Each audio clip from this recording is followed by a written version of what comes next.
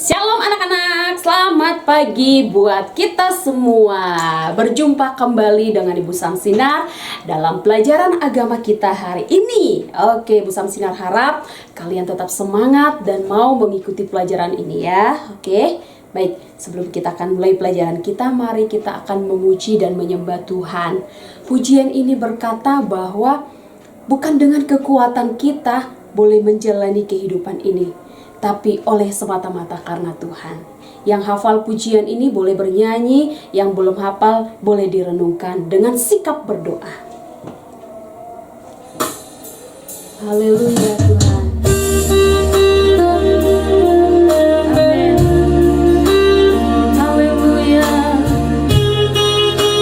Hanya karena-Mu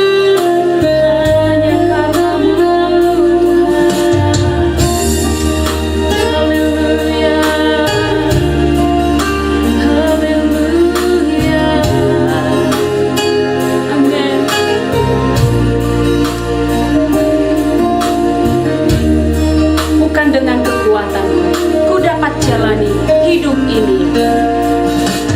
Bukan dengan kekuatanku, ku dapat jalani hidupku. Tanpa Tuhan yang di sampingku, ku tak mampu sendiri.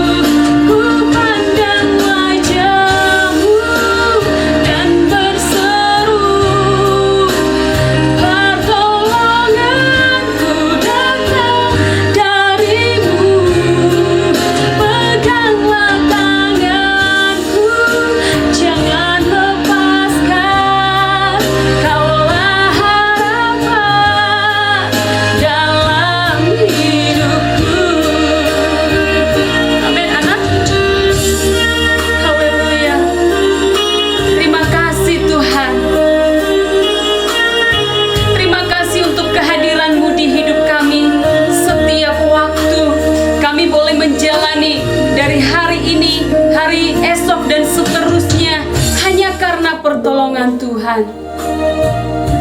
Kami menyerahkan hidup kami kepada Tuhan dengan segala keberadaan kami, Tuhan. Tolong kami, Tuhan, supaya kami boleh menyenangkan-Mu, Tuhan. Setiap perbuatan kami boleh menyenangkan Tuhan. Kami mengucap syukur untuk keterbatasan yang ada di dalam diri kami, karena dengan keterbatasan itu kami terus memerlukan Tuhan dan mau selalu berdoa dan dekat kepada Tuhan. Semua keahlian yang ada di dalam diri kami, keistimewaan dalam diri kami, biarlah kami pakai itu untuk memuliakan Tuhan. Berkati setiap anak-anak kelas 4 yang hari ini siap belajar, Tuhan. Urapi mereka dengan kuasa Roh-Mu. Terpujilah nama-Mu. Kami siap belajar di dalam nama Tuhan Yesus Kristus. Sama-sama katakan amin. Amin. Haleluya, puji nama Tuhan. Kita semakin ditambahkan semangat kita ketika kita memuji dan menyembah Tuhan. Nah, kita sudah sampai di bab yang ke-10 hari ini. Judul pelajaran kita di bab yang ke-10 ini anak-anak, yaitu saling menerima keterbatasan. Saling menerima keterbatasan. Nah, tujuan daripada pelajaran ini anak-anak, kita dapat mengidentifikasi keterbatasan diri sebagai manusia. Iya, artinya kita ini manusia punya keterbatasan. Ya, setiap orang punya keterbatasan. Ibu Samsinar punya keterbatasan. Anak-anak punya keterbatasan. Papa mama juga punya keterbatasan. Di semua orang memiliki keterbatasan. Tidak ada yang sempurna 100%. Dan keterbatasan itu ada sejak kita dilahirkan. Dan keterbatasan itu harus kita terima sebagai pemberian dari Tuhan. Ya, kita tidak bisa melakukan semua hal di dalam kehidupan ini. Tidak semua hal kita bisa melakukan di dalam kehidupan ini. Karena apa? Kita punya keterbatasan. Keterbatasan saya dengan anak-anak, keterbatasan anak-anak dengan teman-teman dan orang lain itu berbeda satu dengan yang lain. Itu sebabnya melalui keterbatasan yang berbeda-beda itu kita boleh saling menerima. Namun sebelum kita bisa menerima keterbatasan atau kelemahan orang lain, kekurangan orang lain, kita harus terlebih dahulu menerima keterbatasan kita. Ya, menerima kekurangan yang ada di dalam diri kita. Karena ada orang-orang yang tidak bisa menerima kekurangan dalam dirinya. Dia menjadi apa? Menjadi tidak percaya diri. Dia jadi mengasingkan diri. Nah, itu sebabnya anak-anak kelas 4 diajar melalui kebenaran firman Tuhan, keterbatasan yang ada di dalam diri kita, kekurangan-kekurangan yang ada di dalam diri kita, kita harus menerimanya. Sebagai itu adalah pemberian dari Tuhan. Kalau kita bisa menerima kekurangan yang ada di dalam diri kita, maka kita akan bisa menerima kekurangan orang lain. Nah, kita semua punya keterbatasan dan anak-anak sudah menyelesaikan mengerjakan tugas ini ya, beberapa minggu yang lalu, menuliskan keterbatasan pribadi. Sudah ya, Ibu Samsinar sudah menerimanya. Nah, hal yang pertama yang harus kita lihat adalah bahwa kita harus menerima keterbatasan diri kita sendiri. Di dalam kisah 1 Samuel 18, kisah tentang Raja Saul dan Daud. Ya, Raja Saul itu duduk di atas tahtanya karena dia sebagai raja. Tangannya bertopang dagu dan dahinya berkerut. Amarahnya menguasai hatinya. Masih terngiang di telinganya. Dia teringat dengan satu elu-eluan dari bangsa Israel. Saul mengalahkan beribu-ribu musuh, tetapi Daud berlaksa-laksa. Makin hatinya mendengki, makin riuh suara rebana dan gemerincing terdengar di telinganya. Saul begitu takut orang Israel akan mengangkat Daud menjadi raja, sebab pikirnya akhirnya jabatan raja itu pun jatuh kepada Raja Daud. Nah, Daud memang telah mengalahkan Goliat, panglima orang Filistin yang ditakuti oleh semua orang. Daud lebih berani melawan Goliat dibandingkan tentara-tentara Israel. Dan akhirnya Israel memenangkan peperangan.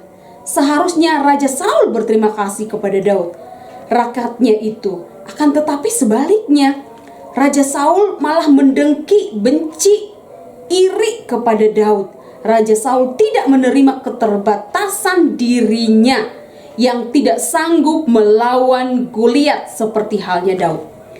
Dan akibatnya Raja Saul berencana hendak membunuh Daud. Berbagai cara ia lakukan, tetapi anaknya yaitu Yonatan selalu melindungi Daud. Karena Raja Saul mendengki, maka roh Allah meninggalkan dia dan roh jahat menguasai hatinya. Makanya anak-anak, hati-hati ketika kita mulai dikuasai dengan kejahatan, maka roh Allah akan pergi dari kehidupan kita. Kenapa? Tuhan tidak suka dengan hati dan pikiran yang jahat.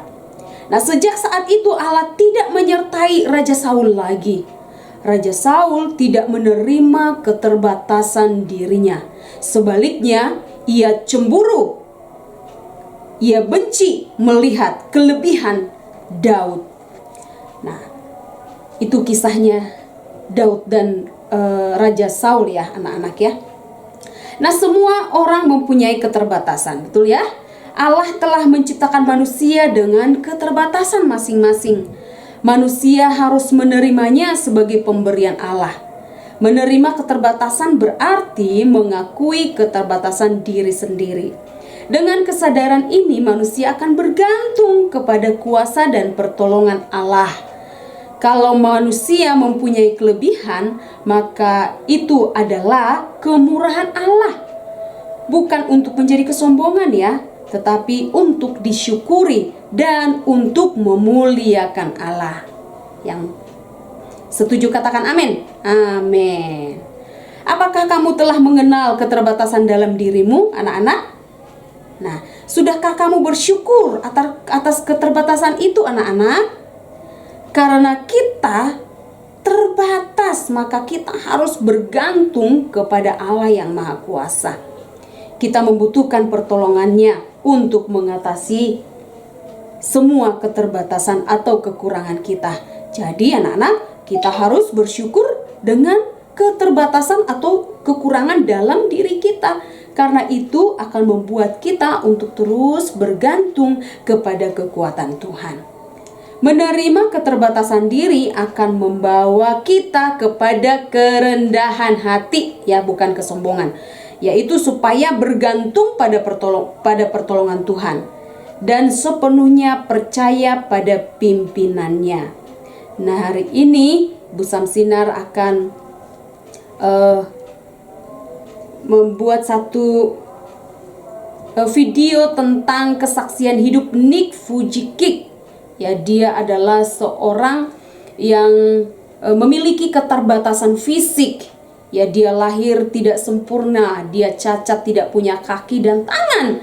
Tetapi Tuhan memberikan karunia yang lain sehingga dia menjadi seorang yang berbeda, bahkan lebih dari orang yang normal, yang punya fisik sempurna. Nah,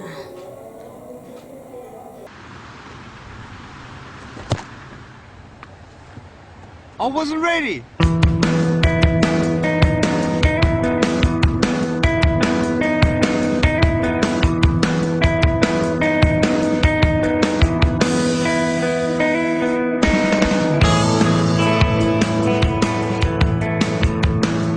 I have no arms and no legs, but I'm very thankful that I have my little chicken drumstick here.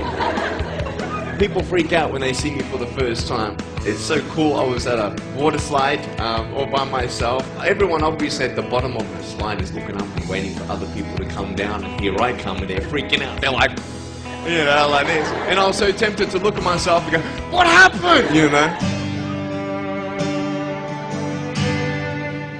And there were times where I sort of looked at my life and thinking, well, I can't do this and I can't do that.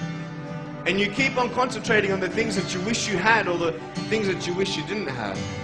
And you sort of forget what you do have. And there's no point, I believe, in my life where I wish I had arms and legs, I wish I had arms and legs, I wish I had arms and legs, because wishing won't help. But what I've seen in life are just a couple key principles, and the first thing that I've seen is to be thankful. It's hard to be thankful, man. I tell you, when I was 8 years old, I sort of summed up my life and thought, I'm never going to get married. I'm not going to have a job. I'm not going to have a life of purpose. What kind of a husband am I going to be if I can't even hold my wife's hand?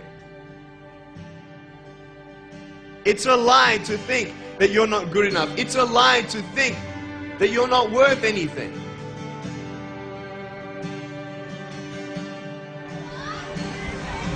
Oh boy. Woo! It's freezing, I can't feel my hands. I love life. You know, so many people come and say, how come you smile so much? And I'm like, well, it's a long story. But it's very simple at the same time. You see, it's very hard to smile sometimes in life. There are things that happen that you don't know and you don't understand, and you don't know if you're going to get through it. You know, you go through your storms in life and you don't know how long this storm's going to be. And today I want to share with you some principles that I've learned in my life that you can use in yours.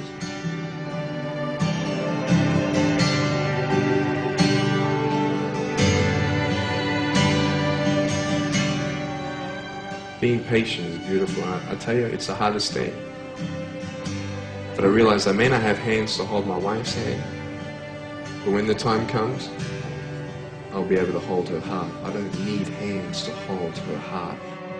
You know, it is scary to know how many girls have eating disorders. It is scary to know how many people are just angry at life because of their situation at home and anger at others. It's scary to know how many people actually feel like they're worth nothing. Every single girl right here, right now, I want you to know that you are beautiful. Ini pelajaran kita anak-anak, apapun keterbatasan yang ada di dalam diri kita harus menerima dengan cara apa? Mengucap syukur. Melalui keterbatasan yang ada dalam diri kita, kekurangan yang ada di dalam diri kita, itu membuat kita akan menjadi seorang yang rendah hati dan mengandalkan Tuhan. Jadi kalau seseorang sempurna, dia pandai, dia ahli dalam seni, dia bisa memainkan bermacam-macam musik, dia punya suara yang bagus, dia pintar matematika, sempurna. Kira-kira apa yang terjadi? Pasti dia akan menjadi seorang yang sombong, tidak memerlukan Tuhan, tidak peduli orang lain, dan dia akan menganggap dirinya lebih daripada orang lain. Nah, itu sebabnya Tuhan menciptakan manusia, dilahirkan dengan keterbatasan supaya apa? Memiliki kerendahan hati dan selalu mengandalkan Tuhan. Ya, puji nama Tuhan anak-anak. Mari datang kepada Tuhan dengan segala keterbatasan kita. Kita datang kepada Tuhan mengucap syukur, dan kiranya Tuhan tolong kita untuk boleh menjadi anak-anak yang menjadi terang melalui keterbatasan. Selain keterbatasan, Tuhan juga pasti memberikan keistimewaan, kekuatan di dalam diri kita. Amin. Mari kita akan berdoa anak-anak, mengakhiri pelajaran kita hari ini. Bapa yang baik, kami mengucap syukur kepadamu. Sungguh rencanamu sangat indah di dalam kehidupan kami. Terima kasih untuk seluruh kehidupan kami, diri kami saat ini, dengan keterbatasan dan keistimewaan kekuatan yang ada di dalam diri kami mengucap syukur kepada Tuhan. Kami mengandalkan Tuhan, kami memerlukan Tuhan, dan kami mau menjadi anak-anak yang boleh menjadi berkat dimanapun kami berada.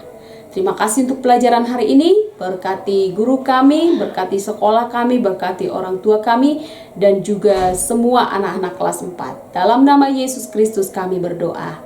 Amin. Amin. Puji nama Tuhan. Sampai ketemu kembali di poin berikutnya ya. Bye-bye.